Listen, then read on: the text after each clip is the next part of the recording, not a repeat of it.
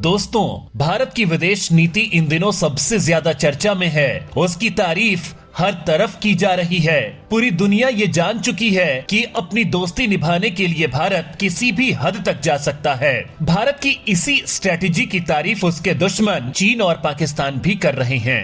दुनिया के मैप में देखें तो भारत के दोस्त देश काफी सारे हैं, जिसमें से कुछ तो ऐसे हैं जिन पर भारत आंख बंद करके विश्वास कर सकता है। वहीं वो देश भी भारत पर बहुत भरोसा करते हैं। इसका उदाहरण फिलहाल भारत और रूस की दोस्ती बनी हुई है, तो तमाम प्रतिबंधों के बाद और व्यापारिक घाटे के बावजूद भी निभाई जा रही है। लेकिन आज हम यहाँ रूस और भारत की दोस्ती पर बात करने के बजाय एक ऐसे दोस्त की बात करेंगे जो भारत का इतना गहरा दोस्त है जिसने उसे हर आने वाले खतरे से पहले आगाह किया है।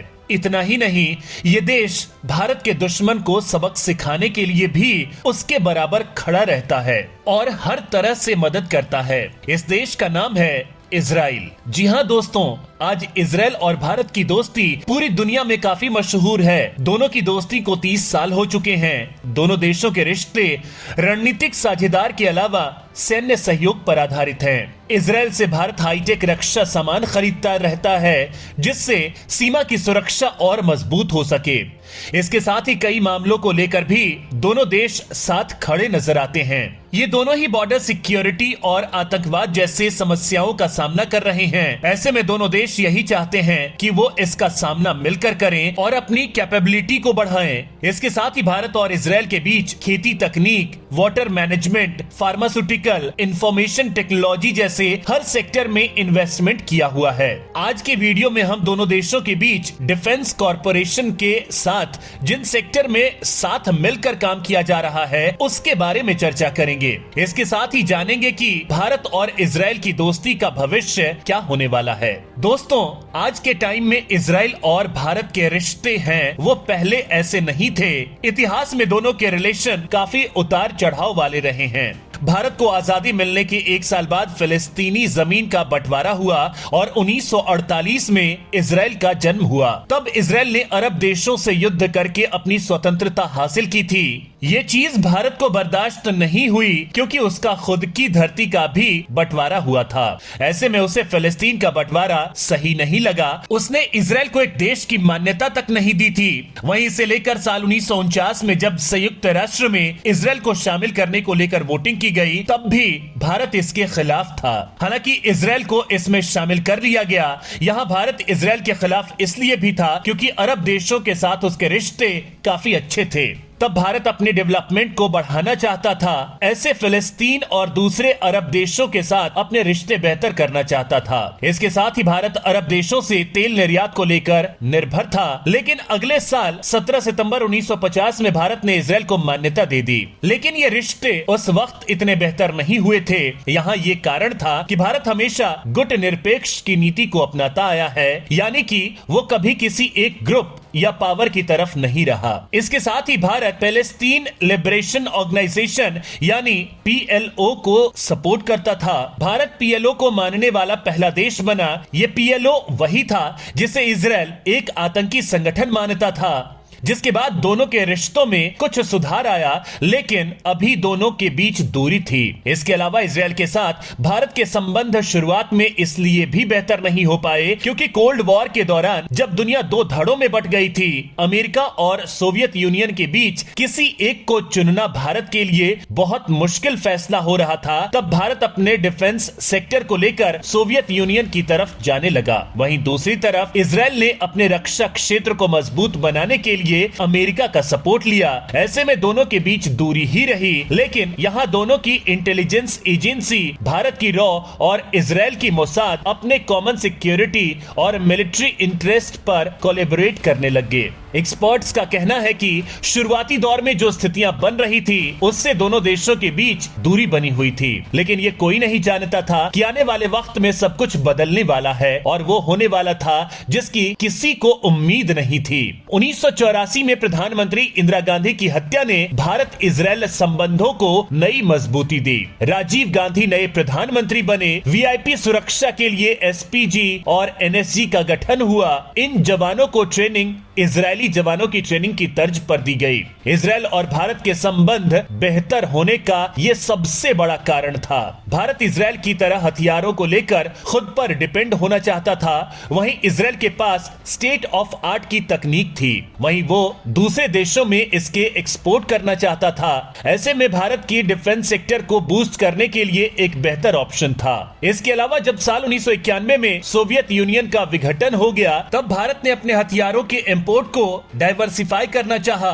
वो अपने डोमेस्टिक डिफेंस सेक्टर को डेवलप करने के लिए ज्वाइंट प्रोजेक्ट पार्टनर ढूंढने लगा। इसी दौरान भारत इजरायल की तरफ एक प्रैक्टिकल अप्रोच रखने लगा था। इसके बाद दोनों देशों के रिश्ते बेहतर होने लगे। इसके साथ ही इजरायल उन देशों में एक था जिसने भारत के साल 1998 में न्यूक्लियर टेस्ट का विरोध नहीं किया था। वहीं भारत के 1998 में पोखरण न्यूक्लियर टेस्ट की बात पर अमेरिका ने भारत पर प्रतिबंध लगा दिए, तब भी इजरायल ने भारत को खुले तौर पर हथियारों की सप्लाई जारी रखी। इसके साथ ही 1999 के कारगिल युद्ध में इजरायली मदद के बाद भारत और इजरायल और करीब आए।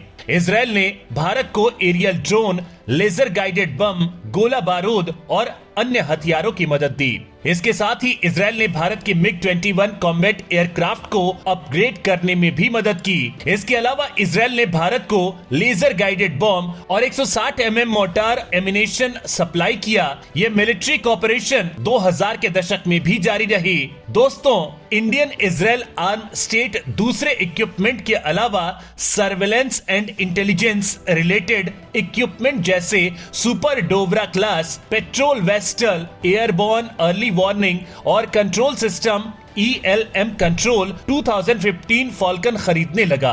इसके साथ ही इंडियन नेवी को आधुनिक बनाने के लिए साल 2003 से लेकर 2006 तक इजरायल के Barak surface to air missile system भी खरीदे। इसके बाद भारत लगातार इजरायल से उसके हथियार खरीदता गया। वहीं साल 2014 के बाद मेक इंडिया पॉलिसी आने के बाद वो भारत के इस मिशन का एक एक्टिव प्लेयर बनना चाहता है।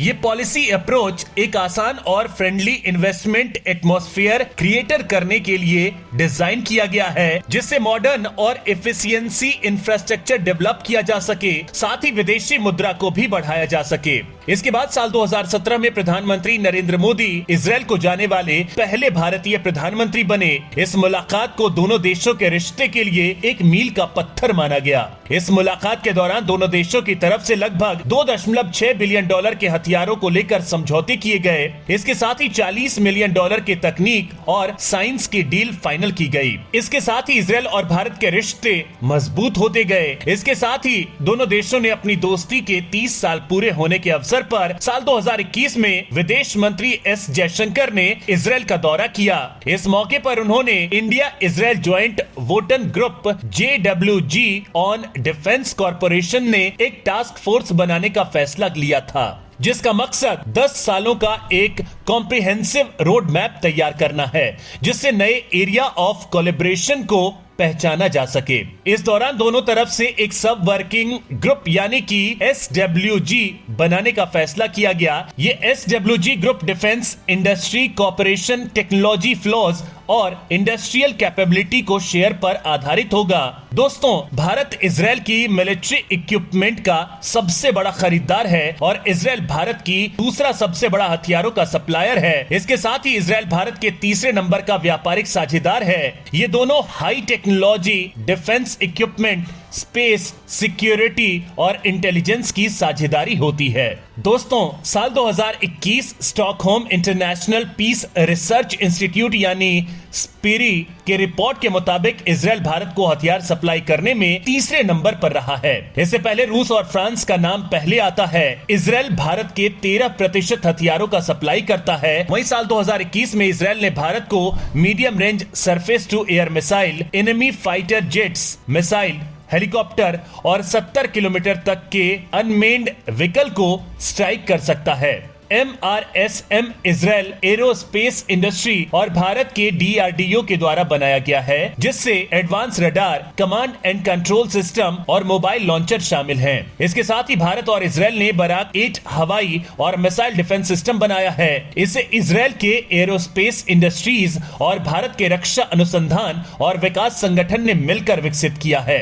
बराक 8 डिफेंस सिस्टम के जमीन और समुद्र में तैनात किए जाने विकल्प उपलब्ध हैं। इसके अलावा AIA इस वक्त हिंदुस्तान एरोनॉटिक्स लिमिटेड के साथ मिलकर सेकेंड हैंड बोइंग 767 नागरिक विमानों को भारतीय वायुसेना के लिए हवा में ईंधन भरने वाले विमानों में तब्दील कर रही है। इसके साथ ही भारत सरकार द्वारा राष्ट्रीय रक्षा उद्योग क्षमताएं विकसित करने की कोशिशों में मदद करते हुए इजरायली कंपनियों ने भारत के निजी क्षेत्र से कई गठबंधन किए हैं। ये ठीक उसी तरह है जैसे अमेरिका की कई बड़ी एरोस्पेस कंपनियों ने किया है। अमेरिकी कंपनियों ने भी भारत के निजी क्षेत्र की कंपनियों के साथ कामयाब कारोबारी गठबंधन कायम किए हैं। इजरायल की IAI, एल्बिट सिस्टम और राफेल एडवांस डिफेंस सिस्टम कंपनियों ने भारत फोर्स, टेक महिंद्रा, अडानी समूह और टाटा एडवांस्ड सिस्टम्स के साथ साझा कंपनियां बनाई हैं ताकि खास उपकरण और घरेलू सुरक्षा के औजार का निर्माण किया जा सके। मिसाल के तौर पर IAI की सहयोग कंपनी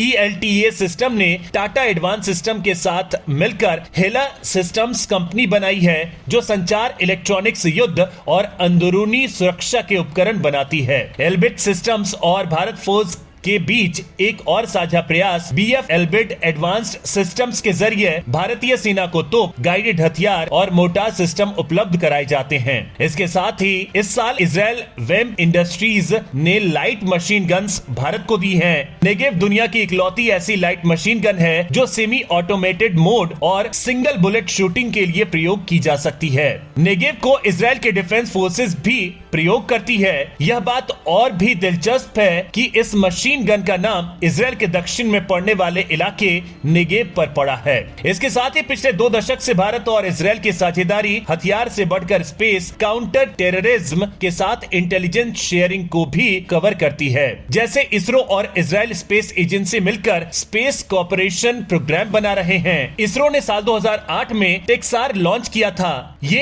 एक Israeli synthetic aperture radar satellite है। इसके अलावा इजराइल एग्रीकल्चर में भी अपनी तकनीक के जरिए भारत की मदद कर रहा है। यहाँ भारत में इजराइल सबसे बड़ा एग्रीकल्चर प्रोजेक्ट है जो 19 स्टेट को कवर करता है। इस इंडो इजराइल एग्रीकल्चर प्रोजेक्ट का मकसद है कि वो इजराइल की तकनीक के जरिए भारत में कृषि के उत्पादन को बढ़ाए। क्योंकि भारत में पानी की कमी है, ऐसे में इजराइल का डिसैलिनेशन तकनीक बहुत महत्वपूर्ण हो जाता है, जिसमें वो समुद्र के पानी को पीने के पानी में बदल रहा है और भारत जैसे देश के लिए ये तकनीक वरदान है। इसके साथ ही इजराइल और भारत साइबर सिक्योरिटी में काम कर रहे हैं, जिसके लिए दोनों देशों के बीच MOU भी साइन किया गया है। साल 2018 में Israeli cyber security based startup ने $1.3 बिलियन का फंडिंग सिक्योर किया था। दोस्तों, एक्सपर्ट्स का कहना है कि भारत और इजराइल की पार्टनरशिप में कई एरिया में बढ़ोतरी होने की संभावना है, जिसमें पहला है कि दोनों देशों के बीच FTA को लेकर बात हो रही है, जिससे दोनों देशों के बीच व्यापार संबंध गहरे हो जाएंगे।